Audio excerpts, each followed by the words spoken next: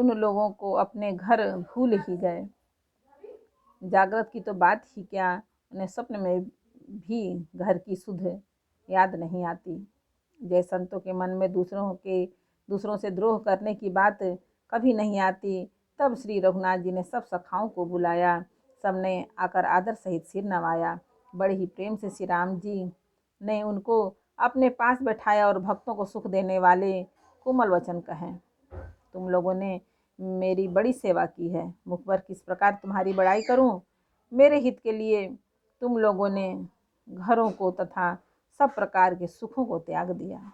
इससे तुम मुझे अत्यंत ही प्रिय लग रहे हो। छोटे भाई, राज्य, संपत्ति, जानकी, अपना शरीर, घर, कुटुंब और मित्र, ये सभी मुझे प्रिय हैं, परंतु तुम्हारे समान नहीं। मैं झूठ नहीं कहता, यह मेरा स्वभाव है। सेवक सभी को प्यारे लगते हैं, यह नीति है, पर मेरा तो दास पर स्वाभाविक ही विशेष प्रेम है। हे सखा, अब सब लोग घर जाओ, वहाँ दृढ़ नियम से मुझे भजते रहना। मुझे सदा सर्वव्यापक और सबका हित करने वाला जानकर अत्यंत प्रेम करना। प्रभु के वचन सुनकर सब के सब प्रेम मग्न हो गए। सब हम कौन हैं और कहाँ हैं, यह देह की सुध भी भूल गई। वे प्रभु के सामने हाथ जोड़कर टकटकी लगाए देखते ही रह गए। अत्यंत प्रेम के कारण कुछ कह नहीं सकते। प्रभु ने उनका अत्यंत प्रेम देखा, उन्हें अनेकों प्रकार से विशेष ज्ञान का उपदेश दिया। प्रभु के सम्मुख वे सब कुछ कह नहीं सकते। बार बार प्रभु के चरण कमलों को देखते हैं। तब प्रभु ने अनेकों रंग के अनुपम और सुंदर गहने कपड़े मंगवाए। सबसे पहले भरत जी ने अपने हाथ से संवार कर सुग्रीव को वस्त्राभूषण पहनाए। वे प्रभु की प्रेरणा से लक्ष्मण जी, विभीषण जी को गहने कपड़े पहनाए, जो श्री रघुनाथ जी के मन को बहुत ही अच्छे लगे। अंगद बैठे ही रहे, वे अपनी जगह से हिले तक नहीं। उनका उत्कृष्ट प्रेम देखकर प्रभु ने उनको नहीं बुलाया। जामवार और नील आदि सबको श्री रघुनाथ जी ने स्वयं भूषण वस्त्र पहनाए।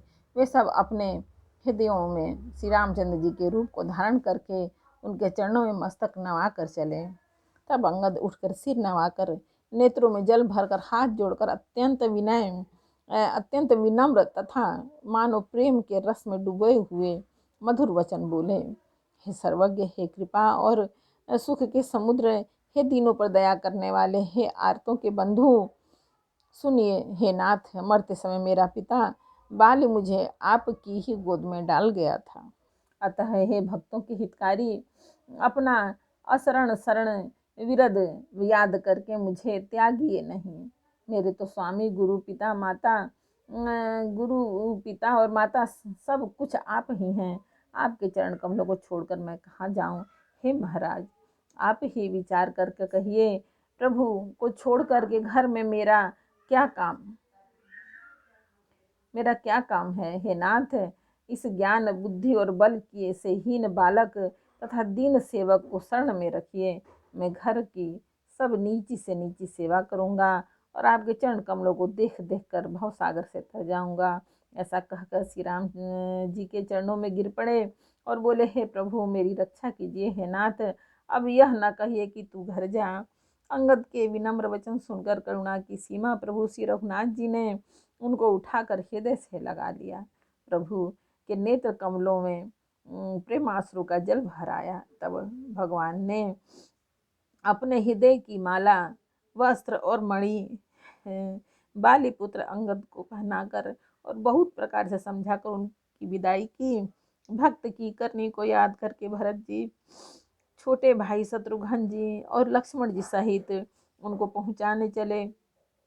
अंगद के हृदय में थोड़ा प्रेम नहीं है, अर्थात बहुत अधिक प्रेम है।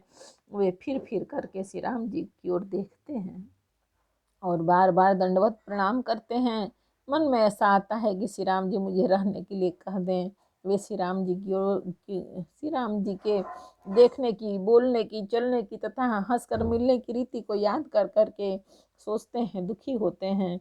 किंतु प्रभु का रुख देखकर बहुत ही विनय वचन कहकर हृदय में चरण कमलों को रख कर वे चले।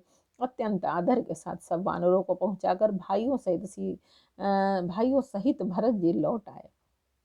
तब हनुमान जी ने सुग्रीव के चरण पकड़कर अनेकों प्रकार से विनती की और कहा, हे देव, 10 दिन श्री रघुनाथ जी के चरण सेवा करके फिर मैं आकर आपके चरणों के दर्शन करूंगा। सुग्रीव ने कहा, हे पवन पुत्र, तुम पुण्य की राशि हो, जो भगवान ने तुमको अपनी सेवा में रख लिया। जाकर कृपा धाम श्री राम जी की सेवा करो। सब वानर ऐसा कहकर तुरंत चल पड़े। अंगद ने कहा, हे हनुमान सुनो, मैं तुमसे हाथ जोड़कर कहता हूँ, प्रभु से मेरी दंडवत कहना और श्री रघुनाथ जी को बार बार मेरी याद कराते रहना। ऐसा कहकर बालीपुत्र अंगद चले। तब हनुमान जी लौट आए और आकर प्रभु से उनका प्रेम वर्णन किया, जिसे सुनकर भगवान प्रेम में मग्न हो गए। काकभूषुंडी जी कहते हैं, हे गरुण जी, श्री राम जी का चित्त वज्र से भी अत्यंत कठोर और फूल से भी अत्यंत कोमल है। तब कहिए वह किसकी समझ में आ सकता है। फिर कृपालु श्री राम जी ने निषाद राज को बुलवा लिया और उसे भूषण वस्त्र प्रसाद में दिए। फिर कहा, अब तुम भी घर जाओ, वहाँ मेरा स्मरण करते रहना और मन वचन तथा कर्म से धर्म के अनुसार चलना। तुम मेरे मित्र हो और भरत के समान भाई हो। अयोध्या में सदा आते जाते रहना। यह वचन सुनते ही उसको भारी सुख उत्पन्न हुआ। नेत्रों में आनंद और प्रेम के आंसुओं का जल भरकर वह चरणों पर गिर पड़ा। फिर भगवान के चरण कमलों को हृदय में रखकर वह घर आया और आकर अपने कुटुंबियों को उसने प्रभु का स्वभाव सुनाया। श्री रघुनाथ जी का यह चरित्र देखकर अवधपुरवासी बार बार कहते हैं कि सुख के राशि श्री रामचंद्र जी धन्य है। श्री रामचंद्र जी के राज्य पर प्रतिष्ठित होने पर तीनों लोग हर्षित हो गए। उनके सारे शोक जाते रहे, कोई किसी से बैर नहीं करता। श्री रामचंद्र जी के प्रताप से सबकी विषमता, आंतरिक भेदभाव मिट गई। सब लोग अपने अपने वर्ण और आश्रम के अनुकूल धर्म में तत्पर हुए सदा वेद मार्ग पर चलते हैं और सुख पाते हैं। उन्हें न किसी बात का भय है, न शोक है और न ही कोई रोग ही सताता है। एक बार बोलो रामायण मैया की जय। उत्तरकांड के 5 दोहा समर्पयामि भगवान। जय श्री राम। जानकी पावन पुत्र हनुमान बजरंग बली। जय हो भगवान।